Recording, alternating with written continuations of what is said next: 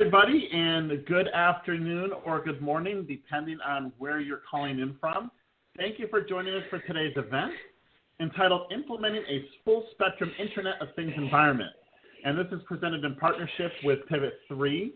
We're very excited to be here today. This is a topic that's really a top of mind for a lot of people. So before we get started, there's a couple of housekeeping items we need to cover. And the first one is some introductions. First of all, our presenter today is Mike Beevor, who is the Technical Marketing Director at Pivot3. Mike, thank you for being here today. My pleasure. Thank you for having me, Scott. And my name is Scott Lowe. I'm with Actual Tech Media. I'm sorry my text is a little bit cut off. I didn't do a good job planning that, apparently. I'm with Actual Tech Media. A couple of things before we get started. First of all, if you have questions, please make sure you ask them. As I always say in our events, the more questions, the better. And if you have questions, we will be taking them throughout today's event. This is going to be a very conversational event between Mike and myself. And if you have things you'd like to contribute, or you have questions about anything to do with Internet of Things, whether that's data-related, security-related, or just life in general, please use the questions button on the console. At the end of today's event, we'll be giving away 2 $500 Amazon gift cards, so please make sure you stay around for that.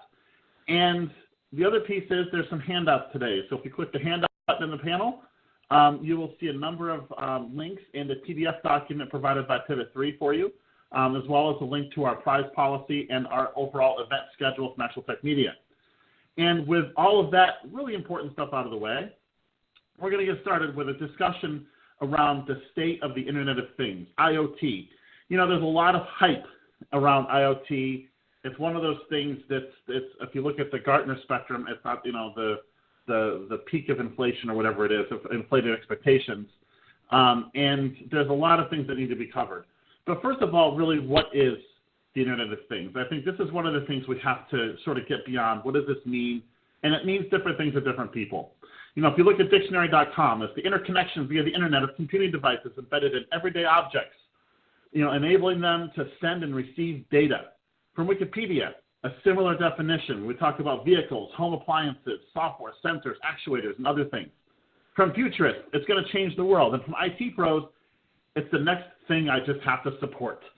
So everybody has a different perspective, really, on what the Internet of Things means. And I think that's really important to understand this. Everybody's perspective is going to be different on this. And it's important to understand those different perspectives when you're looking at your own company's Internet of Things strategy. We're going to start with our first poll question that we want to ask the audience today before we actually get into what the Internet of Things is. So the question is, how much do you know about the Internet of Things? And while we're talking about that, I'm going to have a chat with Mike around a couple of topics. And the first thing is when we think about Internet of Things, as the audience will learn shortly, it's really about massive scale. And there's going to be, and that means scale, both infrastructure and breadth of deployment. You know, what challenges do you see that people are going to see around scaling Internet of Things projects effectively? And understand they're going to get more of an introduction to this over the next few minutes. Yeah, I mean, for me, there's 2 real things to this. The first is management, and the second is resilience. So on the management side, we're talking billions of sensors. I mean, at home in my house, my fridge is an IoT device. My washing machine is an IoT device. It actually has an app that I have on my phone, and I can start and stop my washing machine, and it will tell me when it's finished. But I also know that it's sending data back to the manufacturer that says what time of day I used it, how heavy the load that I put in there, and what program I selected. They're not going to get very interesting information on that one. I use either white clothes or not white clothes. It's pretty basic for me. But that is all then being used to develop kind of wider or better or more appropriate washing machines for people like me who have 2 basic settings. Now, if you think of the number of washing machines that are out there or the number of devices that could be out there, even in a corporate environment, managing those is going to be beyond the realm of anything a human could ever cope with. I mean, I struggle to manage sort of 300-400 devices in a corporate network back when I worked in an end user environment on my own. So managing billions of connected sensors is going to be really tough. So orchestration, automation as part of management, managing by policy is going to be very important in that. Now, on the second one, on the resilience side, this to me is paramount. We are not in your nice, cozy data center anymore. This isn't a Halon fire-protected system with air conditioning and lovely wide corridors and heat aisles and cold aisles and things like that. We are out at the edge. Now, to some people, the edge is a remote office somewhere over there with a server cupboard or maybe under the stairs, or if you're really lucky, a server room with a fan by the door that blows cold air from the corridor in. We're actually going further than that as well. We're going out into the wild. I mean, sensors being deployed in national parks or being deployed throughout cities, kind of stuck to the back of traffic lights. So resilience of those devices, especially in the number that we have, becomes absolutely paramount as well. You can't have a fire detection system or you can't have a pollution detection system where half of your sensors have gone out and you've got to have someone running around frantically to fix them if there's thousands upon thousands of them in the environment. So between those two things, I think those are the biggest challenges for me when we're dealing with scale. You know, if we look at the responses from our audience about how much they know about this topic, a number of them really have just under a third are, newbies when it comes to Internet of Things.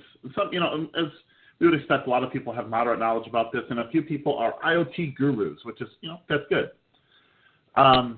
So when we think about what we see in the world as far as what is an IoT device, now, this is one of those things where the answer is really nebulous. And if you look at where we find IoT devices, you could think about your Apple Watch or whatever you want, whatever you wear on your wrist, your phone, in your home, as Mike alluded to, your refrigerator, my home, my garage door opener, my Nest thermostat, the doorbell and the ring doorbell, things like that. Those are all IoT devices in the home. And obviously we see lots more than that today. We see people with network-enabled light bulbs and all this other stuff. We see IoT devices strewn about offices these days, embedded in industrial appliances. If we look at the manufacturing, these devices are all network-based. Healthcare is a huge opportunity for IoT to improve healthcare outcomes. Driving down the highway, if you look at autonomous vehicles, those are IoT devices. They are devices that require data that need to be on a network in order to operate. We'll be talking more about autonomous vehicles later on. And retail stores, we see Amazon stores starting to pop up where you walk in, pick up your stuff off the shelf, and you walk out. You never go through a checkout line. That's all thanks to the Internet of Things and all of the sensors and the localized networks that are available to support those types of environments. And fields and agriculture's been transformed because of technology. The electrical grid spread around cities, smart cities, which we'll talk about a little bit later, in which Pivot3 actually has quite a lot of experience. Mike, I'm sure that there's a million different things we can talk about. Can you briefly think of something I don't have here that is something that people should be thinking about as far as IoT goes?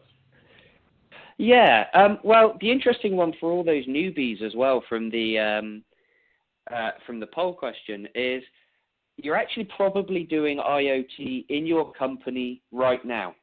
Or I guarantee that you'll have been interacting with an IoT device that has been around for a number of years that you may not even have thought of. And that's video surveillance.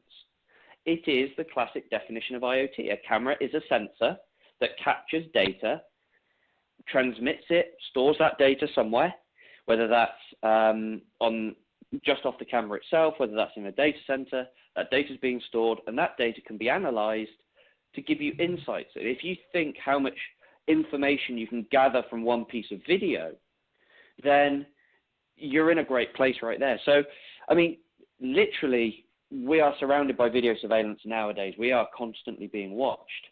But that technology's been around for 30, 40 years. It's been IoT for 30 or 40 years. So hopefully that might pick something out that is absolutely everywhere, but not everyone thinks about. Yeah, and this, I mean, the diagram that I just put up on the screen is just to show that there's, I mean, it's everywhere. I mean, everywhere you go, from work to home to the farm to what have you, there's places for IoT. But, you know, one of the things we think about when we think about any technology is what does it enable? What does it allow us to do that we might not have done before? When we look at, you know, all of this stuff, there's also some potential downsides we have to think about and some realities that I want to make sure that everybody understands here, because we have an IT crowd here, and this is obviously all going to be of most interest to them and how it impacts their, you know, their day-to-day life. And when we think about the good, you know, smart homes inherently are a good thing. We can think about things being more energy efficient. I mean, if you look at your thermostat, it can watch the weather. It knows when you're home and when you're not home, and it can adjust the home temperature accordingly, which can save you money and it can be better for the environment. And that's just one example. You know, for the garage door opener thing, it's more, you know, from a quality of life thing, maybe it's not that important, but it's nice because, for example, I had a package that needed to be delivered when I was out of town. So the FedEx guy called me. I opened up the garage door from my iPhone, and then when it was done, I closed it, and he put the package in the garage. Smart cities obviously have some profound implications, which we'll talk about later with Mike. Agriculture, healthcare, smart everything, basically. But there's also some things we have to really keep in mind. Everything, you know, the hype is really easy to hype up when it comes to new technologies like Internet of Things. One of the things that is a very common concern around IoT, though, is security. We'll be talking more about that in just a minute. But there's also uncertain outcomes. What is it really going to do for me? Or is this a solution in search of a problem for some organizations? And those are some things that only you can determine for yourself, but do it with an informed mindset. And the reality is that IoT will have some impact on IT. As Mike just talked about, this idea of the edge. You know, one of the things we do at Actual Tech Media is we write these books called Guerrilla Guides, and we're revising one right now that had a chapter that we wrote originally 3 years ago that was called ROBO, Remote Office Branch Office. And we've retitled that The Edge, and Remote Office and Branch Office is really just one component of this rise of the Edge network. An Edge network includes branch offices, it includes potentially secondary data centers, it includes autonomous vehicles. Anywhere where there's a device today is really part of the Edge. And we'll talk more about that in a minute as well. And the other reality we have to think about is the potential data tsunami that results from a lot of these devices. And the thing is you don't always control all the data. In some cases, you have to make accommodations for the data that gets into your data center or to where your long-term data repository is or to where your analytics tools are. But in some cases, it's a question of whether or not you even own the data. And that's something that's critical to understand as well. And really, the other reality is interconnectivity. You know, IoT devices, some of them are there's near-field communication for credit card readers, but they have to have an uplink to the internet securely and all this other good stuff. But it really does change the way we build networks as well. And when we think about things like the upcoming 5G revolution, that's going to be huge for things, for the Internet of Things, the entire scenario. And I want to get to one more statistic, and then we're going to have another quick conversation here. You know, as of August or so, there were about 8 billion IoT devices worldwide, with a projection of 17 billion such devices by 2025. Those are staggering numbers, and it doesn't mean that there's 8 billion different devices. It's 8 million devices. I mean, it's 8 million different manufacturers, but there's 8 million devices out there. And when you think about it, the breadth of the device landscape in this market, it can be overwhelming. So, Mike, when we think about IoT, as we mentioned, scale is huge, and I think that what we're talking about here really reinforces the point that scale is huge for this. When we talk about 8 billion devices, the rise of the edge network and new internet, new connectivity needs, especially around 5G. But one of the biggest concerns we have is security. Can you briefly give me your thoughts on what your thoughts are around security in the realm of IoT? We'll be talking about this more in a few minutes as well. Yeah, I had a really interesting story on this. I did, Pivot3 works, as you've said a couple of times, with a number of smart cities, and we're deployed, and there's a case study on this on the Pivot3 website, for the city of Bogota in Colombia. So absolutely beautiful city. And they've got nearly 2,000 cameras looking over that entire city. But the weak point in security isn't so much the cameras or that kind of thing. It's the ability to respond to that information. And then there was a number of public forums around there. And we had to go down and present to the public forums. And the question that came up every time is something the IT industry doesn't often consider. We only see the good. Just naturally in the IT industry, we're inventing a product, we're creating an IoT device to benefit the greater good, to make life better for someone, or in really kind of cynical terms, to make life better for my company so they make more money and I get paid more. But we're generally thinking about the greater good here. The public, on the other hand, the non-IT specialists, the everyone day to day, the citizens of Bogota, the first question out of their mouths was, are you doing this to improve my life, or are you doing this to watch me and wait for me to do something wrong? Are you just waiting to trap me somehow, or are you manipulating me or social engineering me by putting all of these devices in and collecting all this data and analyzing all this data? How are you managing that? So that's a very big concern, as you quite rightly mentioned, Scott. So that human element is incredibly important. I would say to anyone outside of IT, in IT, always understand what data you're giving away. Now, the other side of this, and another thing that came up, or a scenario that comes up commonly when we work at Pivot3 with video deployments or security deployments is, well, how safe is the endpoint? Well, the endpoint, the manufacturers will go as far as they can to secure the endpoints. There have obviously been a number of vendors in the media recently with exploitations and holes.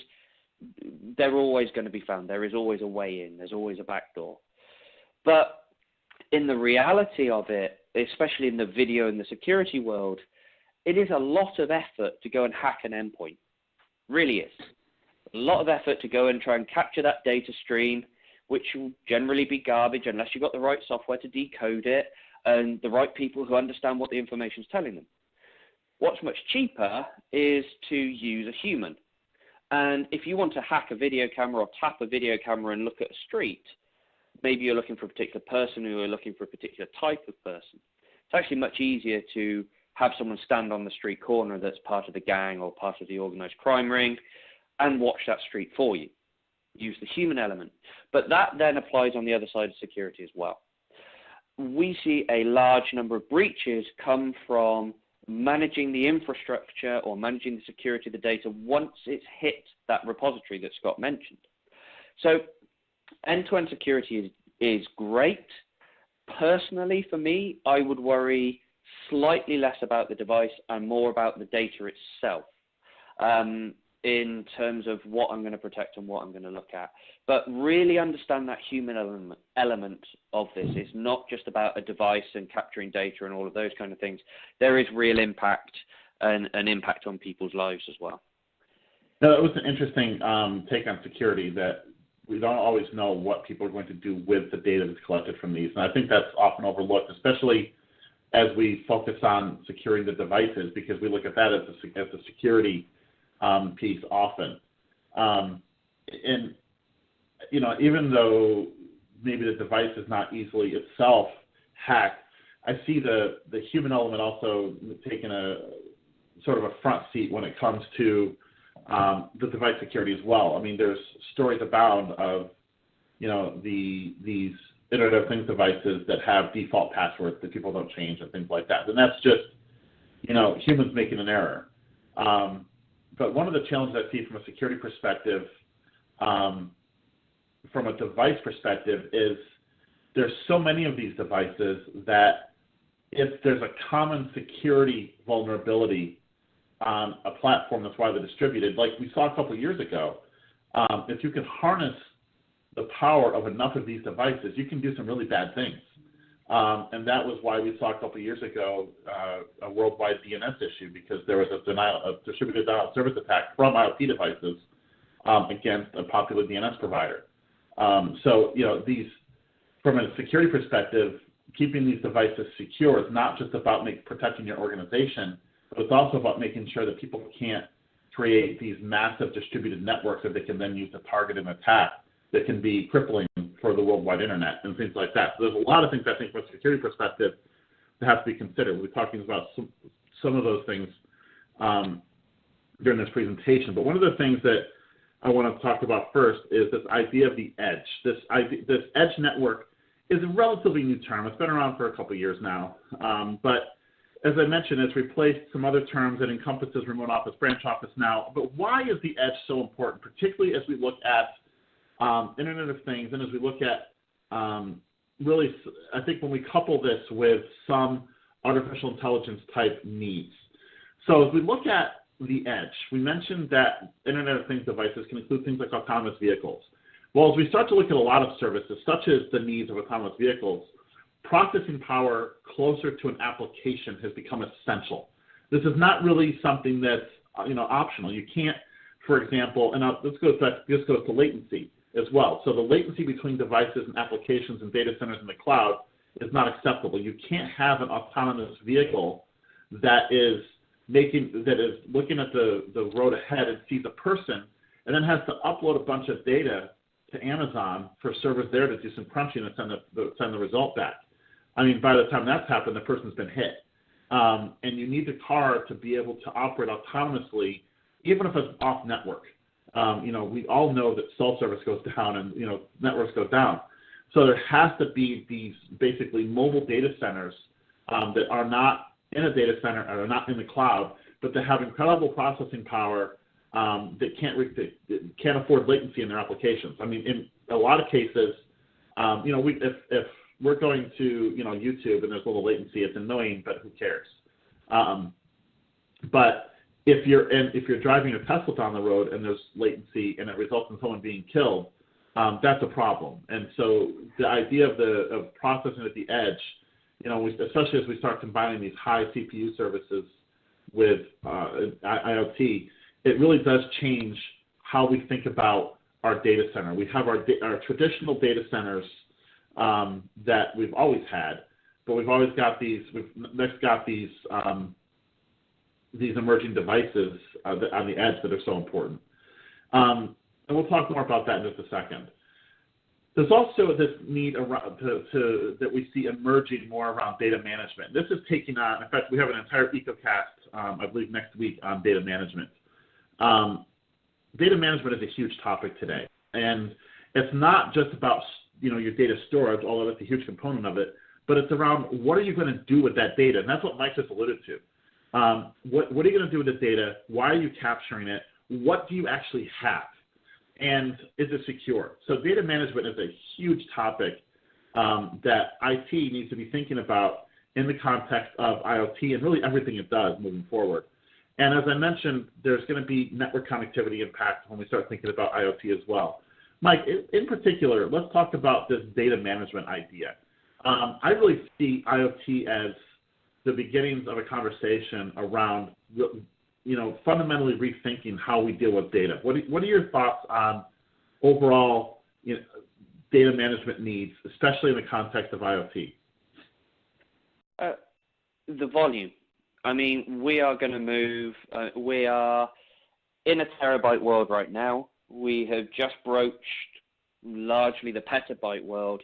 This is going to take us wildly quickly into the zettabyte world. The sheer volume of data management is going to be, the sheer volume of data is going to be huge. And managing that data and making sure that data is clean and making sure that data is within regulation or within compliance requirements is going to be a monumental task. If you look at GDPR in the UK and throughout Europe, then you see there's a piece in there called the right to be forgotten. So you can go to any organization and say, I would like you to remove any trace of personal information about me from every single one of your systems. Now, if you're dealing with maybe not a year's worth of data, but 5, 10 years down the line, if you're dealing with that volume of data and you've got to go and scrub that person out of all of that data and any identifying information, managing that and actually delivering that is going to be enormously complex.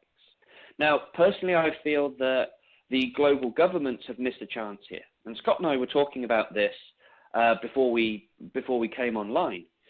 They have taken what seems to us to be a very laissez-faire approach to data management, about what data is collected, how it's collected, how it's stored. They've kind of just gone, we'll deal with it when the first lawsuit comes in. You missed a trick there, I'm afraid. If you had set a good set of solid statutes, compliance, regulation right at the very start of this, then you could have bound and you could have been cast iron in what you're asking people to manage and how you're asking it to manage it. The goalposts are consistently moving. So for all of the IT guys associated with data management, you are now going to deal with a world where the boundaries and the goalposts and all of these kind of things are constantly moving. We're not just dealing with emails and exchange data anymore. We're dealing with potentially sensitive data about people and their own, their way of life, things that can directly affect them, things that can be used positively or maliciously against them as well. So data management is going to be huge in that respect. So I think really there lies the challenge, and for the IT guys and for the data management and compliance guys, yeah, I'm really sorry about that. You've not got a pleasant world coming up for you. You know, one of the things we also talked about before we started the event, this kind of dovetails what you just mentioned around some regulatory potential with, you know, emerging technology, is let's just focus on autonomous vehicles for a minute. You know, one of the things, my son just turned 15, and so last month he got his learner's permit, and everybody tells me, oh, you must be terrified. And it's like, no, actually, he's doing a really good job. So I want to, you know, he's very careful. He's taking his time and doing the things I want him to do. But one of the things that as we look at the quote-unquote rules of the road, they're not necessarily there so that the reason for their existence is not solely so we know what to do. Part of the reason for their existence is so as we're driving down the road, we have an expectation about what other drivers are going to do so we can make appropriately informed decisions. And when everyone doesn't follow those rules, like we have in my town, I'm sure it's every town in the country or the world, we have four-way stops, and we have I live in a small town, a single traffic circle. And I can't tell, every day someone does it wrong. They'll get to the four-way stop at the same time, and then they'll start waving each other on. Or they'll stop at the entrance of the traffic circle when the traffic circle is empty. And that's not what you're supposed to do. So it breaks those expectations you have for other drivers. As we start to get into the world of autonomous vehicles, that's all going to change. All the cars, technically, at least the ones from the same manufacturer, are going to do the same thing. And I see a world where I'm looking forward to the world of 100% autonomous vehicles because everybody will do the right thing then. But I see a time in between now and then where it's going to be a mess because you're going to have human drivers doing things that autonomous vehicles don't expect, and autonomous vehicles are going to do it quote-unquote correctly. But Mike, there's some regulatory need potentially around even things like that. There needs to be industry-wide, rules that these vehicles follow. What are your thoughts on autonomous vehicles and following the rules?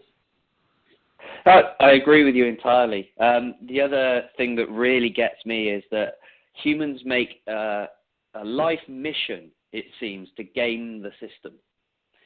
And I have absolutely zero doubt that once people kind of figure out the behavior of an autonomous vehicle and they know that they can just cut across the front of it and that's going to stop, then they're going to do it. Humans are unpredictable by nature. They will make 10 different decisions in the same scenario 10 different times. So I agree with you entirely. I think we need to go to a world, or we need to get to a world as quickly as possible where it's 100% autonomous vehicles or it's not autonomous vehicles. Now, where you were talking about kind of the different manufacturers, I think it's important to have a behavior for those vehicles. Each vehicle or every vehicle, regardless of manufacturer, should react to the same scenario in an identical fashion. Otherwise, you start getting into you start getting into kind of vendor wars, as it were. You can imagine Tesla looking over at Ford and going, well, we know the Ford behaves like this in this scenario. So if we program our car to do this, we'll always get a jump on a Ford. Or we'll be able to cut a Ford up, or we can kind of enhance our own kind of reputation as getting you from A to B quicker in a Tesla than a Ford. So I think there's got to be a lot of regulation about how the cars react and how the cars behave once we get to that. And then also, who controls the data that the car is creating? I wrote a piece recently about autonomous vehicles that talks about how the vehicle can interact with the city itself. So sensors on the vehicle, as the vehicle's driving down the road, can identify potholes, identify differences in road conditions, things along those lines, and they can transmit that back to the city itself. It's not just about traffic or stop traffic, which your GPS does now, but it's about the condition of the road, or it's about sudden events or objects being detected, things along those lines. Now, who owns that data? Does the car manufacturer own it because the car generated it?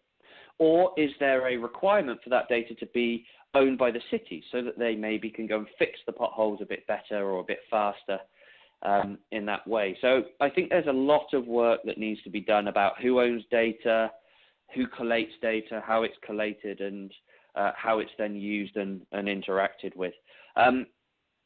Things like, are the cars going to be able to do biometrics of its own passengers?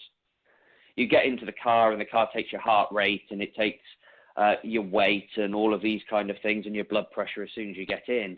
And then it chooses a speed that is designed not to elevate that blood pressure so that you don't get stressed and you have a nice relaxing journey. There's probably a limit somewhere along those lines, but I don't think we can even see what it is yet.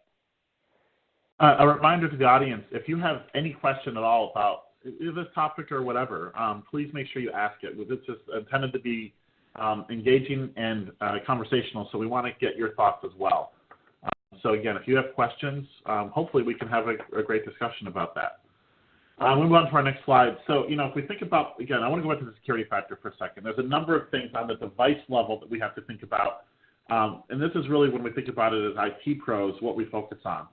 And it's been unfortunate, but in the recent years, IoT has become almost synonymous with insecurity. We think about these devices, and it's not necessarily because the devices themselves are inherently insecure. In some cases they are, but it's because of what we've done. And part of the problem is the device manufacturers come and go. And I actually had a discussion on this very topic with the Tech Field Day crew a couple of years ago. That there's no permanent support mechanism. Once the manufacturer goes away, there's no more updates, which means if there's any vulnerabilities on that platform, it's done. You don't get updates anymore. And you don't always know that the device manufacturer has gone away. And so you could be running a device that you just truly don't know if it's being updated anymore. And as we know, everything has vulnerabilities. I would not name one thing anymore that doesn't have a vulnerability. I mean, even your password manager has a vulnerability. They all have vulnerabilities. You have to use one password or any of those. There's ways to get into all of them. I read an article this morning actually on 1Password and LastPass and KeyPass that terrified me a little bit. I'm not going to stop using them, but there's just everything that we have to think about with those things. One of the biggest problems that we've seen is default configurations in use. People don't change default passwords because that way the passwords, they always know it. They can look it up in the documentation. And that means that anyone can know it because it's in the documentation. And we see this all the time with people keeping default passwords on things, and that's where you get into trouble. It's one of the places you get into trouble. And when we think about the support side of things, they might be using code that isn't well maintained. And which means that there's potential vulnerabilities. And it's not necessarily the fact that your home network is going to be hacked, but it's the fact that you're going to basically turn those devices into zombies that can then be used to launch a distributed attack against something else. And there's a lack of standards. I mean, in order for these things to work, you almost have to put them individually on separate VLANs. And we were talking again before the event. In my house, I have multiple VLANs, one for these devices and one for everything else. And it means because there's network holes everywhere in these. We just don't know all the time what they're going to do. We're going to keep going. We'll take the questions we have from the audience in just a minute because they're really good ones, and I don't want to skip them. When we think about IT infrastructure, the things that the people in our audience have to focus on every day, first of all, we have the edge. We have this emerging idea that we need to have edge environments, which is the truth. It is happening. That data has to roll up somewhere, so we often have that going to a data center. We're not going to be getting rid of our data centers anytime soon, but we also have the cloud. So we have a need for some new things that we didn't have in the past. This means we have to have new security tools that we have in place that can help us analyze the devices that we have in the network, but also wherever they happen to live. So it requires us to rethink how we manage all of this stuff from a security perspective. We have new networking services. Even smaller organizations may have to deploy a bunch of wireless services outside the bounds of the four walls of the data center and the organization to support all of the needs that we have around the Internet of Things. From a storage perspective, one of the things we talked about is this data tsunami. Old ways of doing storage aren't going to work anymore. We have to be thinking about scale-out storage with things like hyperconvergence infrastructure in order for organizations to be able to continue to react and grow in a reasonable way. We can't have old, lift and shift sort of storage services that we had out there. When I say distributed computing power, this is about the CPU, the diagram you see on the screen. Really, one of the things that's happening with storage and with computing powers, we're seeing an overarching fabric that has to emerge atop all of these things. We need to be able to seamlessly move workloads or operate workloads at the edge, the data center, and the cloud without having to fundamentally transform those workloads. So we need to have this almost an abstraction layer of sorts that makes sure that we have the ability to run workloads anywhere and everywhere when we have to, and it all has to be fast. As I've mentioned, as we look at the Internet of Things, a lot of what needs to happen has to happen in real time, which means we can't afford latency and we can't afford slow. And so we have to have faster infrastructure everywhere we operate it. And I don't think that's something that's really a discussion anymore. At this point, we have to have things that just work and that work fast. So I'm going to talk about the potential here. Then I'm going to go to a poll question, and then we'll go to some questions from the audience, and then we're going to hear some more from Mike, and we're going to have some more discussion. So when I see the potential for Internet of Things, I think it does have the potential to be transformational. As I mentioned, I am personally looking – I love to drive. I love to do things like that, but I'm looking forward to the day when I can get in my car and go to sleep when I have to make a 5-hour trip. I don't know if we're ever going to be there in my lifetime, but that will be a beautiful thing. Now, as we look at our organization's digital transformation efforts, they're potentially going to have a significant IoT component. And that's just reality. People are getting more comfortable with interacting with technology, and it's going to be part of our digital efforts as we start to really rethink our IT processes and how they can become more customer-centric in such initiatives. The outcomes from an IoT initiative can be very local to improving a single process to global. For example, we talked about these smart city initiatives and things like that. It will require a potential fundamental rethinking of how we do IT infrastructure with this idea that we have to have a very distributed organization from the cloud to the data center to the edge with a fabric that rides atop all of it. And it's going to require an intense focus on security. Those are things I think that are not really up for discussion, to be perfectly honest. Our next question is, where is your company on its IoT journey? You may not know, or you may not have started one, or maybe you've done something really great with it. While we're doing that, let's take some questions from the audience. One of the persons says, agree that there's a huge lack of standards. That's a problem. So from one of our audience members, he says, it seems there will be lots of data to be processed. Big data and artificial intelligence come to mind. Do you see applications in this area in terms of IoT? What are your thoughts on that, Mike? Yes is the short answer, absolutely. AI is a funny one for me because I don't believe we are at the stage of AI yet. A lot of companies will call themselves AI, and you'll see it all around the industry. But where I believe we are there is what we refer to as machine learning, or ML, because the software, the technology is not thinking for itself. It's not learning for itself. It's not doing that independently. So it's a phase where we're still telling it what to do and what to go and look for, and tell us when you found it. And if you see other things like this, tell us too. And that's fine. That's great. That's a great step on the evolutionary chart.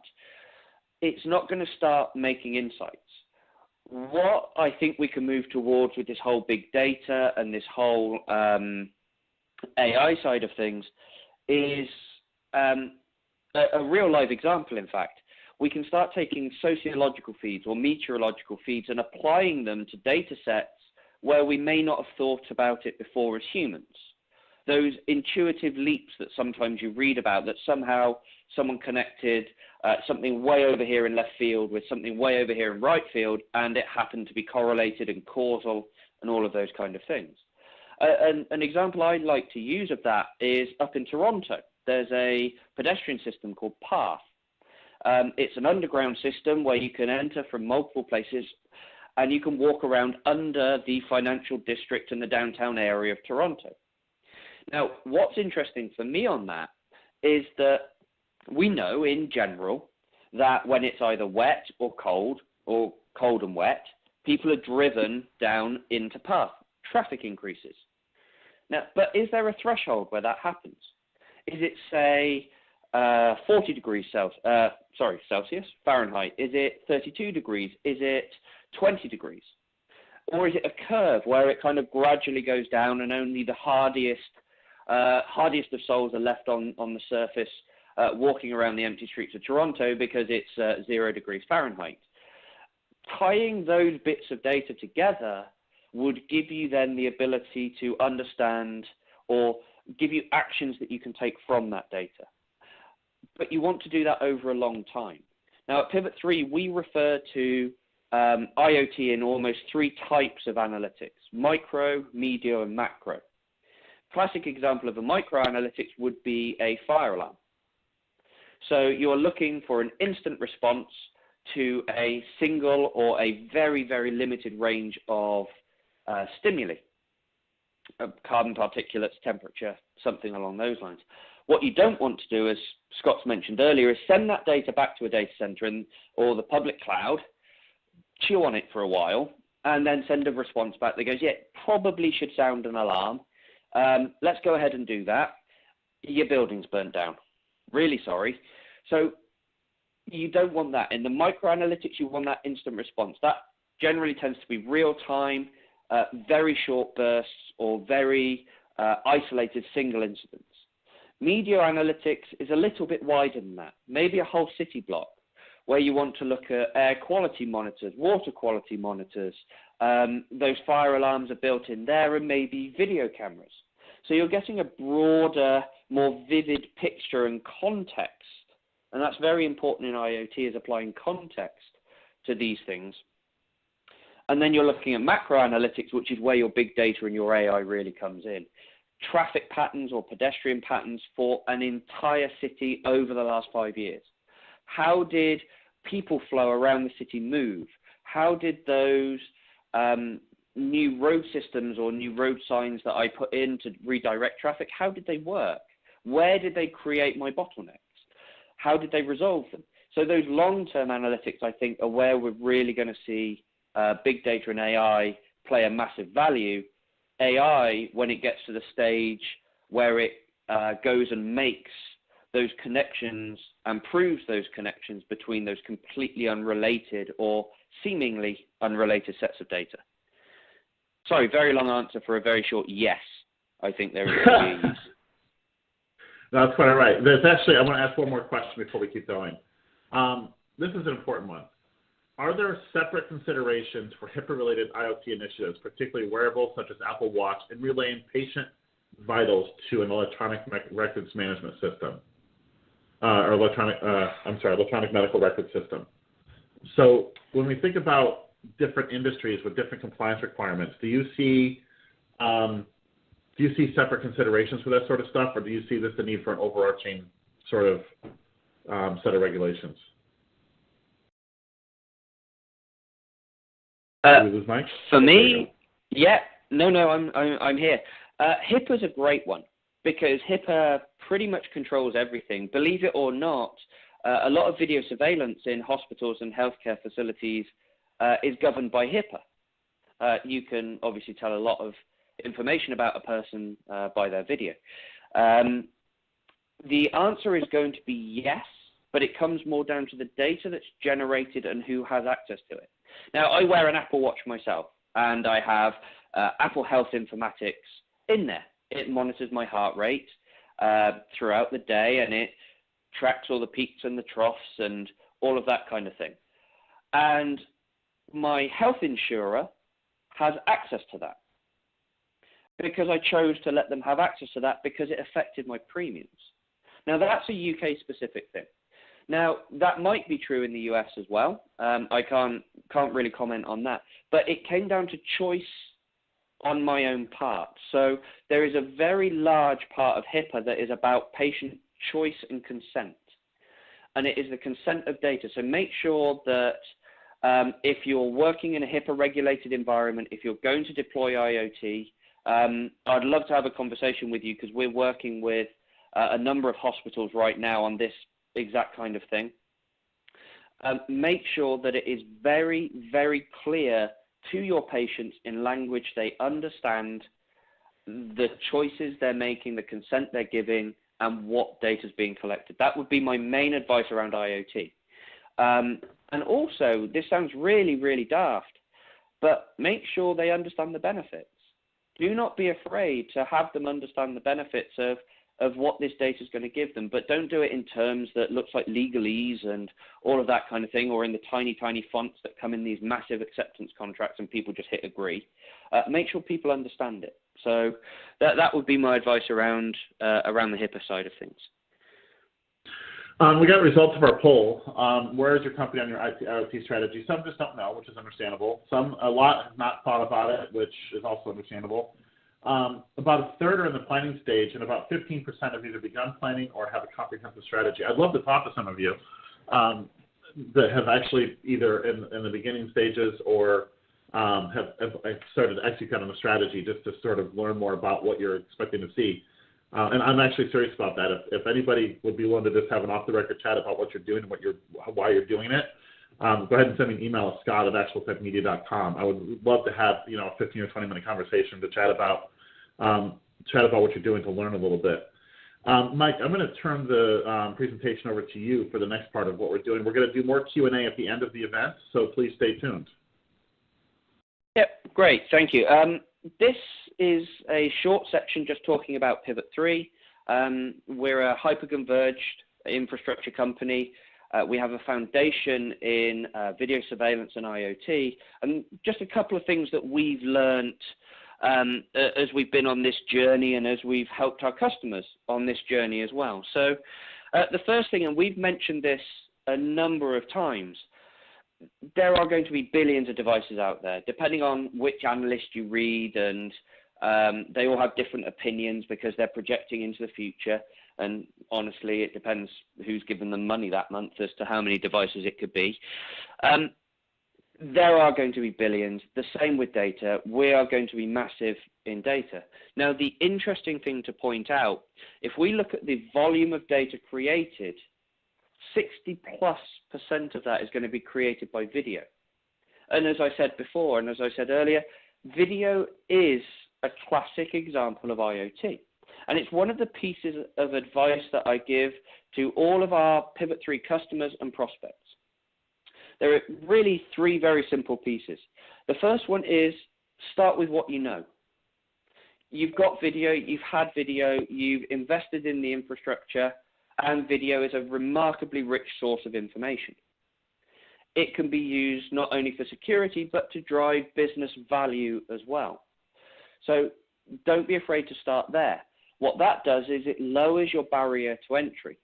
And that brings me on to my second point. Don't try and IoT all the things. It won't work. There are so many options out there. There are so many choices out there. And if you try and get a little overexcited, like I tend to do, you try and IoT everything all at once. It's not going to work. IoT to me is all about layering. So start with that solid base of information. Again, video is a great place to start. And layer on top of that. Find an analytics platform or find an IoT sensor that works with video and deploy that. The cost will be much lower and you'll be starting on success. Now, the other thing around that in what you choose to IoT first is something with easily defined and measurable results. Don't do something nebulous. Don't do something that says we've reached one small subsection of our customers, but we've improved their lives kind of ish by about that much. Go for something that says, actually, we drove this much revenue for our organization, or we improved safety by this much. We reduced the number of incidents by this much. Go for something that is easily defined, metricable, and shows clear results. That will get you more executive sponsorship, better executive sponsorship, and a willingness then, if you can demonstrate value, then to carry on your IoT journey. And then the third piece of advice is consult people. If you're a smart city, consult your public. If you're an organization that is using this for a corporate point of view, consult the workers. Not everyone may want to have a new access system, or they may have concerns about a new access system which is tied to their Apple Watch, or in one of the laboratories in Cambridge to an implanted microchip in the fleshy part of their hand that does kind of door control but also picks up some biometrics. If you're a hospital, a HIPAA organization, consult your patients. Consult the people, the public that deal with you every day, and find out from them what would make life better. IT vendors, IoT vendors are going to tell you their device is the single best thing. And I hear an awful lot of feedback going, oh yeah, we had these guys in the other day, and they just absolutely launched their pitch at us. And we sat there and went, that's lovely. That's a great technology. That sounds so cool. It's real sci-fi stuff. But it doesn't, why do we need it? We're a small law firm. We don't need traffic management. So it's things like this. We don't need an intelligent gating system. So find something that really works in that and consult people. So those are kind of the three pieces of advice that I give people on their IoT journey. Now, some of the infrastructure pieces, I know some of the attendees here are interested in this. Scott's mentioned it before. So core to cloud to edge, or core to edge to, edge to core to cloud. Whether that's public cloud, private cloud, data center at the core, remote office, branch office at the edge, or even further out at the edge than that. We spoke about manageability earlier. One thing we didn't mention, largely because I wanted to save it for here, is a centralized management point or a consistent management point is absolutely key. Now, consistency with flexibility, or consistency and standardization, or flexible standardization, should never be mutually exclusive. You should be able to deploy what fits your purpose best. So I would always advocate looking for open standards. So is it a nice common standard, iSCSI or 5G or even Bluetooth or 802.11n or G? Is it a nice open standard? Am I communicating over something that's been hardened, been tested, been around a good while, is known to be stable? Try and avoid those proprietary protocols and those proprietary methods of doing things. Because, as Scott said earlier, those device manufacturers may go away. If they go away, have you left yourself vulnerable? We all live in fear of the day that our firewall's got so many ports open, it's like a sieve. Anything can come through, and we got ports 1 through 9,999 open for some protocol or other. That's not giving you a great deal of security. That centralized management is going to give you your health and reporting and automation and orchestration. So the system is going to keep the eye on those tens of thousands of devices out at the edge. It's going to tell you when they go down. And you get to make a decision. You get to make a decision, is it vital they stay up? Fire alarms, I would say yes they are, but and that kind of thing? Or can I tolerate it being down for a little while? Yes, I lose some data, but in no great shapes. But that centralized management with the orchestration and the intelligence around that is absolutely vital. And then again, the cloud, make your choice. There are plenty of data regulations in place that say certain types of data can't go into a public cloud, but doesn't mean there isn't a cloud option for you. There may be something like an Iron Mountain who have a government certified cloud, a secure cloud in that respect, that can provide that service for you. They can provide that flexible scalability for your really long-term kind of older archive data. I know that Amazon and Google are both making big strides in that regulated environment in a pseudo public cloud in that way as well. So really, to sum up, pick up a nice open, standard, consistent platform that you can deploy all of these from, but make sure that it's flexible and keeps you operational in that way. Now, I promise this is the only slide on this. Just an idea of where Pivot3 are deployed and the kind of people we work with. Smart cities, I've already mentioned Bogota, down in Colombia. We also do work all over the US, all over the world. We're deployed in, I think it's 56 different countries now, throughout the world doing citywide initiatives. Transit, pretty much anyone on the Eastern Seaboard who has ever been on mass transit is going to be on Pivot3 somewhere. We provide an awful lot of infrastructure there. Our largest mass transit customer, we were talking about data scale earlier. The largest mass transit customer Pivot3 has is around 25 petabytes of data. And that 25 petabytes of data is generated on a 90-day cycle. Can you imagine that in your organization, generating 25 petabytes of data every 90 days? It's kind of crazy. Casinos, absolutely. These are the IoT kings, by the way. If you've been in a casino recently, you have been IoT'd without even knowing it. There's a lot that they'll pick up from that. Campuses, UCF, so University of Central Florida, for example, Go Knights, are one of our biggest customers. And we use those guys, or those guys use us for student safety. And we explore a number of options. It's not just video anymore. It's not just access control, but it's things like mobile device tracking. The ability to pick up the MAC ID of a phone, set exclusion zones around that to keep students safe if they're on their own at night, track other devices that may be in the area, all of that to improve student safety. So it's not just that. And then finally, airports. We have a little joke in Pivot3. If it's named after a US president and it's an airport, then it's likely to be on Pivot3. And you have no idea how much fun as a British citizen I have telling the TSA agents when they ask me who I work for, I tell them we're the guys that do all your video surveillance infrastructure, which is a wonderful thing to see the look on their face. So all of those things use IoT.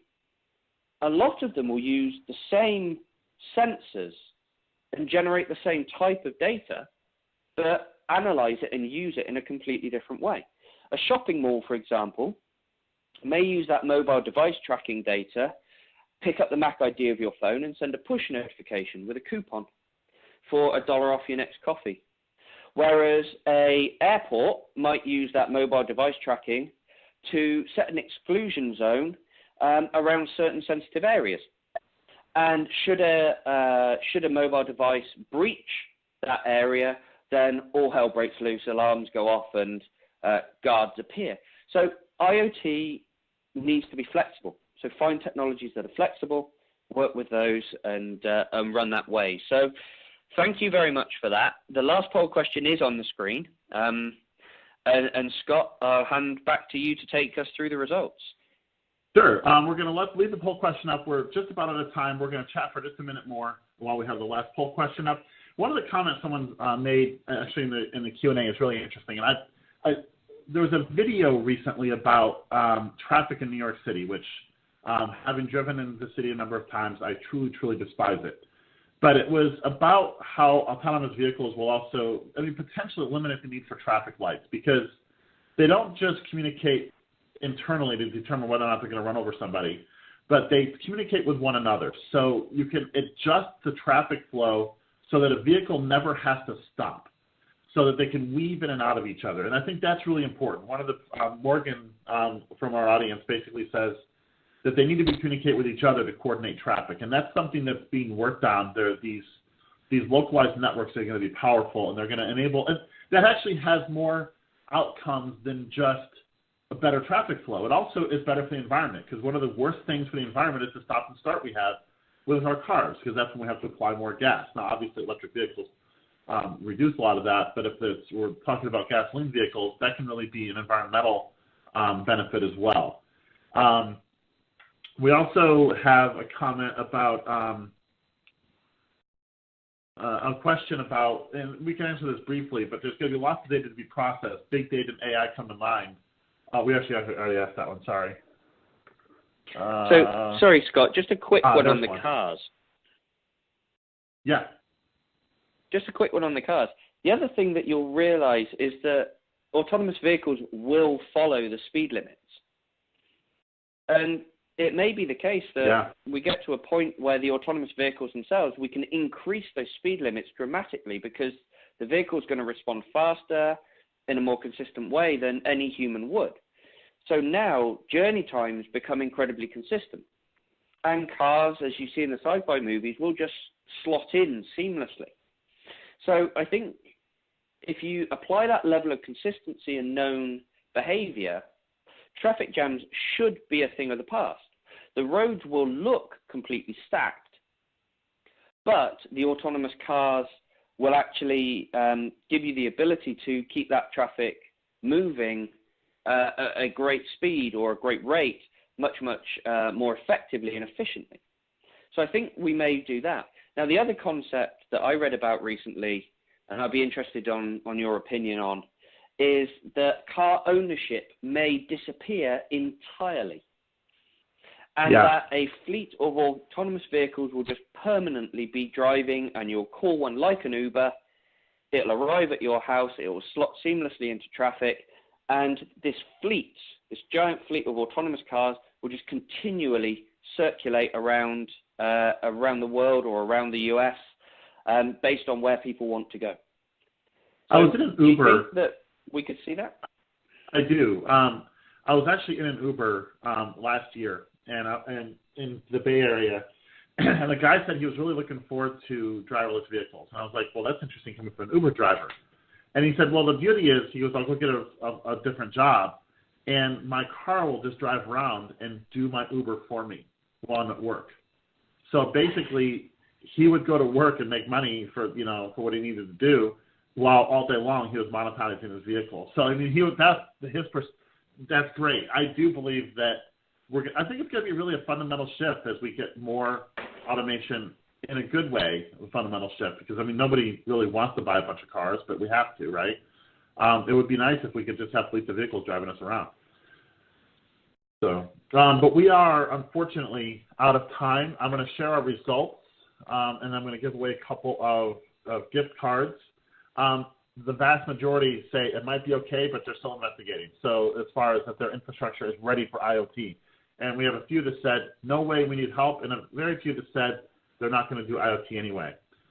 We do have 2 gift card winners. Before we give those away, I'd like to thank Mike for what turned out to be a great conversation. Thank you very much, Mike. No, thank you, Scott, for having me. It's been a blast. We have 2 $500 Amazon gift cards, and as soon as my screen refreshes, we'll know who they are. Gift card number 1 goes to Justin Schwab from Ohio, and gift card number 2 is going to Shannon Ryan from Illinois. We want to thank our audience for being here. Thank you to Pivot3 for being participating in this event. Thank you again to Mike for what was a fantastic. I love these sorts of events where we get to really engage the audience and just chat. Thank you very much, everybody. Thanks, everybody.